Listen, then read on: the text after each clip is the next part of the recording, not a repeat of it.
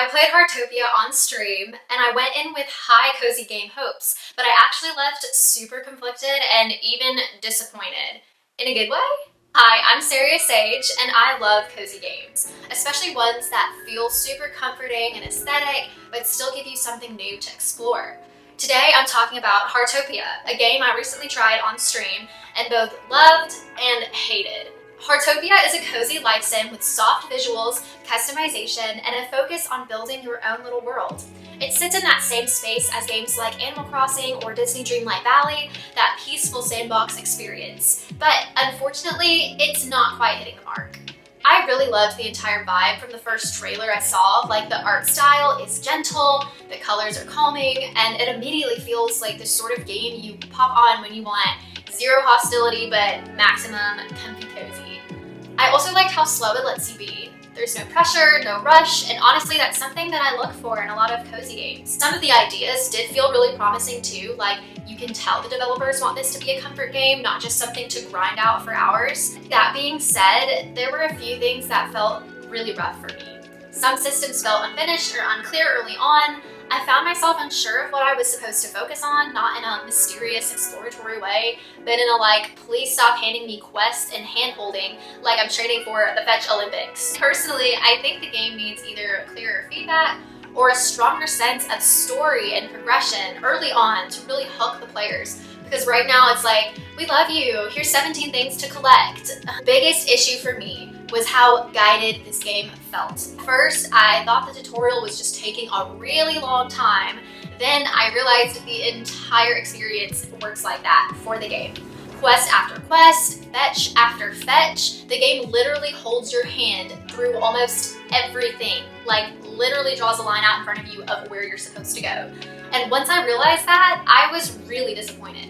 I love getting lost in games. I love making mistakes, wandering around, and slowly finding my own rhythm. That feeling of discovery is so rewarding, and games like Stardew Valley balance that really well. But here's a bizarre thing that I read online that reframed it for me. Someone online was saying that this game structured a cozy game designed like a life coach, which now that I think about it is pretty accurate. It's like the game is constantly saying, you're doing great, here's a tiny little next step. But this gets exhausting because you're never just left alone to wander.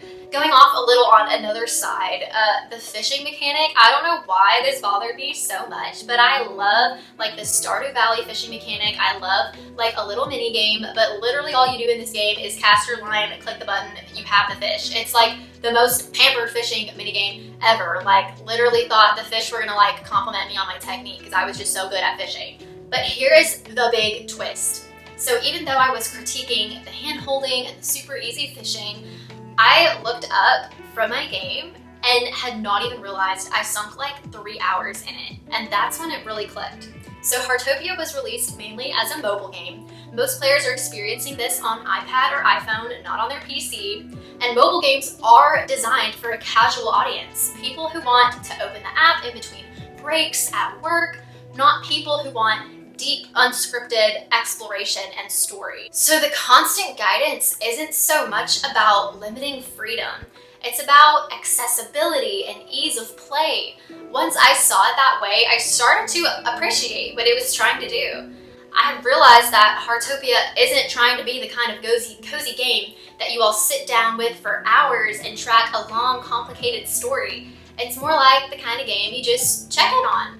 A lot of people just want something small on their phone. A cat, a dog, a little plant, and a tiny world, something they can open, take care of for a few minutes, and then close without stress.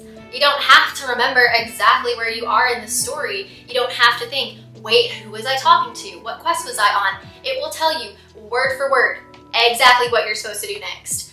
And that's actually a huge difference, and honestly a big plus when you think about it.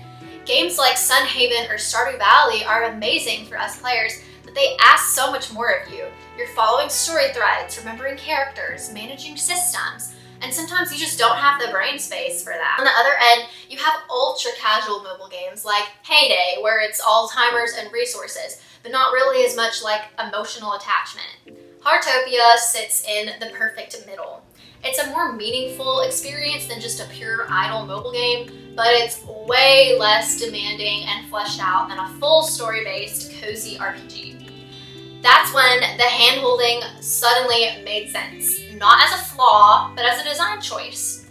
It's built for players who want to open the app, feel cozy and productive for 10 minutes, and then move on with their day without feeling lost or behind. And once I saw it through that lens, I stopped wishing it was a different game and started appreciating what it was actually doing. One thing I really want to mention, because I know it's a deal breaker for a lot of people, is the gacha system. Normally hearing gacha in a cozy game is an immediate red flag for me. I don't love systems that feel pushy or pay to play. But honestly, in Heartopia, it didn't really bother me, and this is the most common reason people think the game is not going to work for them. But as I've described, it's a completely different reason. So with this gacha mechanic, it's mostly cosmetic. You can still have a really cute, cozy experience without spending money. You can use your in-game currency that you get throughout the month, throughout the day. And I've never felt like the game was blocking progress or punishing me for not paying. It felt more like an optional layer for people who want to collect or customize more. And for a game that's meant to be checked in on casually, where you're just visiting your little world, your pets, your plants, that actually works. If you're the type of player that wants everything immediately, the gacha might still annoy you. But if you're okay with slowly unlocking things over time, it hasn't taken away from the cozy experience for me at all, which honestly surprised me. So who is this game actually for? I think Heartopia could be really great for players who love slow, creative games and don't mind a softer, very guided experience, especially on mobile. I'm definitely curious to see how it develops over time, and I'll probably keep checking in on it, but I don't think it's a must-play just yet. If you love cozy games though, I do think it's still worth trying and forming your own opinion on it. Let me know in the comments down below how you feel if you've played it, or if you want me to stream it again and even go deeper into what's really going in on Heartopia. Bye! Why were those, wait. What are those eyebrows? What? They're like little peas. Bob, thank you so much. Why are we standing so close? Why are we face to face like this? I just realized, like, I was back here and like not realizing like how close we were, and then I realized we're like about to kiss, and he's like an old man, so that's kind of weird. So like, Bob, like, what's going on? Makes more sense. I was calling it the Dollar General Club, which I love Dollar General, so I'm part of the Dollar General build. Get a Dollar General member. Want money? Ka-ching, want some coaching. That's what I'm hearing. Okay. They'll restore your tools to perfect. It's a cat. Oh my gosh. It's a cat. Oh, she's cat allergic. Well, sucks to suck.